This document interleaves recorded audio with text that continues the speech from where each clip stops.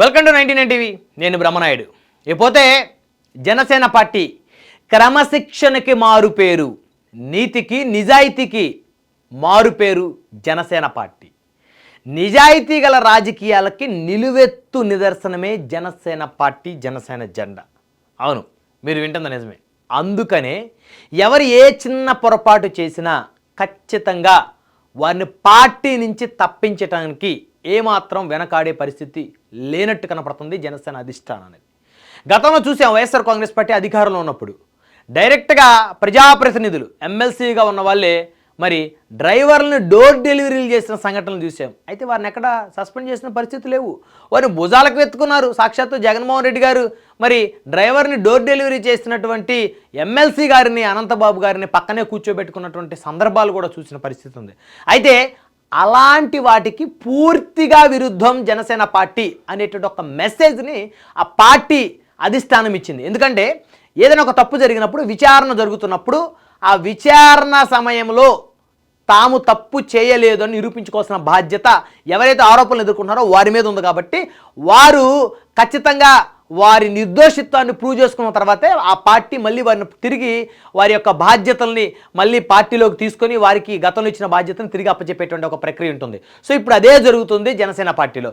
ఇప్పుడు ఈరోజు కనుక చూస్తే జనసేన పార్టీ శ్రీకాళహస్తి నియోజకవర్గం ఇన్ఛార్జ్ కోటా వినుత గారిని ఆ పార్టీ పూర్తిగా సస్పెండ్ చేసింది. అయితే సస్పెన్షన్ గల కారణాలు కనుక మనం ఒకసారి చూస్తే ఇక్కడ చూడొచ్చు. వినుత కోట గారు జనసేన పార్టీ శ్రీకాళహస్తి నియోజకవర్గం ఇన్ఛార్జ్, అదేవిధంగా ఆవిడ భర్త ఈయన. సో మధ్యలో ఉన్నటువంటి వ్యక్తి వారి డ్రైవర్గా తెలుస్తుంది. సో ఆయన హత్యకు గురయ్యారు. సో ఆయన హత్యకు గురైనటువంటి నేపథ్యంలో సో వీరి మీద కొన్ని ఆరోపణలు, అభియోగాలు కూడా మోపుతున్నటువంటి పరిస్థితులు స్పష్టంగా కనపడతామని సో వీరిని పోలీసులు విచారణ కూడా చేస్తున్నారు. ఈ క్రమంలో జనసేన పార్టీ వారిని ప్రస్తుతానికి పార్టీ నుంచి సస్పెండ్ చేసినట్టయితే చాలా స్పష్టంగా తెలుస్తుంది. ఒక్కసారి పార్టీ అధికారికంగా ఒక లెటర్ రిలీజ్ చేసింది. ఆ లెటర్ చూద్దాం. పార్టీ నుంచి శ్రీమతి వినుత కోట బహిష్కరణ 12వ తారీఖు జూలై 2025 అంటే ఈరోజే. శ్రీకాళహస్తి నియోజకవర్గం ఇన్ఛార్జిగా ఉన్న శ్రీమతి వినుత కోట వ్యవహార శైలి పార్టీ విధి విధానాలకు భిన్నంగా ఉన్నందున గత కొంతకాలంగా పార్టీ కార్యక్రమాలకు దూరంగా ఉంచడమైనది. ఆమెపై చెన్నైలోని హత్య కేసు ఆరోపణలు పార్టీ దృష్టికి వచ్చాయి.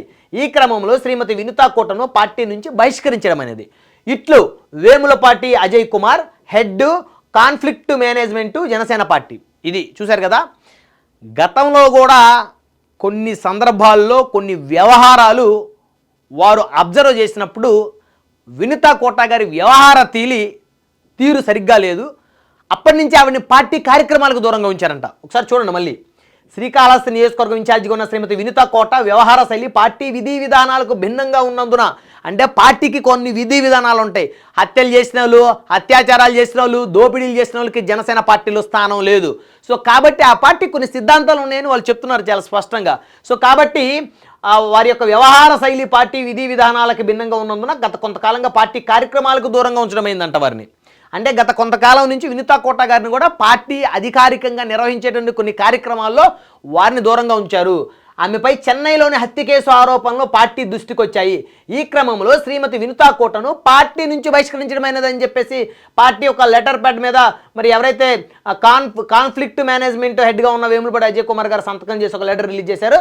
So Srikalahasti Janasena party incharge Kota Vinutha గారిని పార్టీ బహిష్కరించిందని చెప్పేసి ఇక్కడైతే చదవచ్చు మీరు చాలా స్పష్టంగా.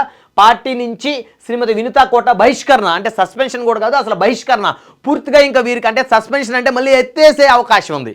ఒకసారి ఒక నాయకుడి మీద సస్పెన్షన్ వేసిన తర్వాత మళ్ళీ వారి యొక్క నిర్దోషిత్వాన్ని నిరూపించుకున్న తర్వాత మళ్ళీ ఆ సస్పెన్షన్ ఎత్తివేసాము అనేటువంటి ఆ అవకాశం పార్టీకి ఉంది. సో సర్టైన్ ఎవరైతే పర్టికులర్ లీడర్ ఉంటారో వారు కూడా వారి నిర్దోషిత్వాన్ని నిరూపించుకొని వారి మీద సస్పెన్షన్ వేటుని మళ్ళీ తీసేయించుకునే అవకాశం ఉంది. కానీ మరి ఇక్కడ బహిష్కరణ అని రాశారు కాబట్టి ఒకసారి పార్టీ నుంచి బహిష్కరించిన తర్వాత మళ్ళీ బహిష్కరణని రిమూవ్ చేసేటువంటి పరిస్థితి, బహిష్కరణ ఎత్తేసేటువంటి పరిస్థితి ఏమాత్రం ఉంటుందో అనేది కూడా కాస్త ఆలోచించాల్సిన అంశం. సో ఇకపోతే చూడొచ్చు వినుత కోట గారు, అదేవిధంగా వినుత కోట గారి హస్బెండ్. సో వీరిద్దరి మధ్యలో డ్రైవర్ ఈ యువకుడిని మరి చెన్నైలో హత్య చేసి ఒక నదిలో పారేసినట్లయితే పోలీసులు గుర్తించారు. సో ఆ వ్యవహారం మీద ఈ భార్యాభర్తలు ఇద్దరి మీద కూడా మరి వీరిని కూడా కేసులో చేర్చారు, ఎఫ్ఐఆర్లో వీరి పేర్లు కూడా. ఎందుకంటే వారి డ్రైవర్ కాబట్టి ఏంటి, ఎందుకు జరిగింది, ఏం జరిగింది, సో డ్రైవర్ హత్యకి వీళ్ళకి ఏమైనా సంబంధాలు ఉన్నాయా అనే కోణంలో పోలీసులు పెద్ద ఎత్తున విచారణ ప్రారంభించారు, విచారణ పెద్ద ఎత్తున మొదలుపెట్టారు. అయితే రకరకాల అభియోగాలు వస్తూ ఉన్నాయి. సో డ్రైవర్ని వినుతా కోటా గారి హస్బెండ్కి సంబంధించిన వ్యక్తులు చిత్రహింసలకు గురి చేసి చంపేసి నదిలో పారేశారని చెప్పేసి, అయితే వస్తున్నటువంటి ఆరోపణల మీద వాస్తవాలేంటి అవాస్తవాలేంటి అనే దాని మీద పెద్ద ఎత్తున విచారణ కూడా జరుగుతూ ఉంది. సో పోలీసులు విచారణ చేస్తున్నారు కాబట్టి ఎవరు చంపారు అనే దాని మీద అయితే ఖచ్చితంగా పోలీస్ అధికారులు విచారణ జరిపిన తర్వాత కోర్టుకి వారు సబ్మిట్ చేసే అవకాశం ఉంటుంది. అప్పటి వరకు కూడా పర్టికులర్గా పలాని వీళ్ళే చంపారని చెప్పేసి నిర్ధారించడం అయితే కరెక్ట్ కాదు. ఎందుకంటే గత ప్రభుత్వంలో జరిగినటువంటి విధంగా ఈ ప్రభుత్వంలో జరగదు అని చెప్పేసి ముఖ్యమంత్రి ఉప ముఖ్యమంత్రి పదే పదే చెప్తున్నటువంటి నేపథ్యంలో సో ఇప్పుడు ఆరోపణలు వచ్చినాయి కాబట్టి, ఎందుకంటే డ్రైవర్లను చంపటం అనేది ఈ మధ్యకాలంలో పరిపాటిగా మారిపోయిన పరిస్థితులు, దురదృష్టకరమైన పరిస్థితులు కనపడతా ఉన్నాయి. ఎందుకంటే పాపం వారి చేత పని చేయించుకొని ఓనర్లు చివరికి వారిని డ్రైవర్లనే చంపేసి డోర్ డెలివరీలు చేయటం, నదుల్లో పారేయటం, ఇవన్నీ కూడా చూస్తుంటే నిజంగా ఒక భయానక వాతావరణం కనపడుతుంది.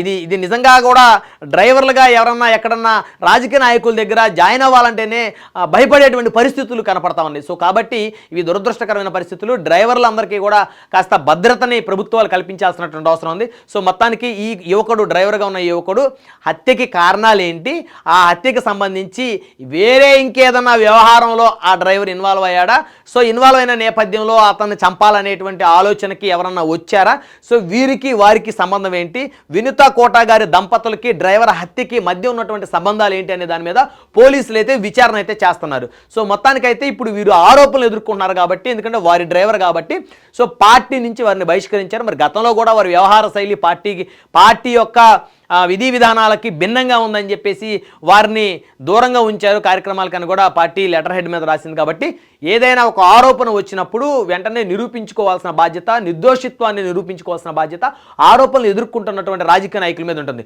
ఒకవేళ వారు తమ నిర్దోషిత్వాన్ని కనుక నిరూపించుకోలేకపోతే ఖచ్చితంగా వారు నేరస్తులుగానే సమాజం వారిని పరిగణించేటువంటి పరిస్థితులు స్పష్టంగా ఇప్పుడు కనపడుతున్నాయి. కాబట్టి జనసేన పార్టీ అధిష్టానం కూడా వారి చేతికి మట్టి అంటకుండా ఇమీడియట్గా వారిని ప్రస్తుతానికి పార్టీ నుంచి బహిష్కరించింది. ఇక బాలు పోలీసుల కోర్టులో ఉంది. సో డ్రైవర్, ఈ యువకుడు ఎవరైతే ఉన్నాడో ఈ యువకుడు డ్రైవరు, సో అతని హత్యకు గల కారణాలు పోలీసులు పూర్తి స్థాయిగా విచారణ జరిపి కనుక వారు కనుక ఆ విషయాలు వాస్తవాలు కనుక వెలుగులో తీసుకొస్తే అప్పుడు ఎవరు అంటే ఈ దంపతులే చేశారా, చేస్తే ఎందుకు చేశారా హత్య డ్రైవర్ అని చెప్పేసి నిర్ధారించాల్సిన అవసరం ఉంటుంది. సో మొత్తానికైతే మరొక Janasena party incharge, Srikalahasti Janasena party incharge Vinutha Kota బహిష్కరణతోటి జనసేన పార్టీలో అయితే కాస్త గందరగోళ పరిస్థితులు అయితే నెలకొన్నాయని చెప్పొచ్చు.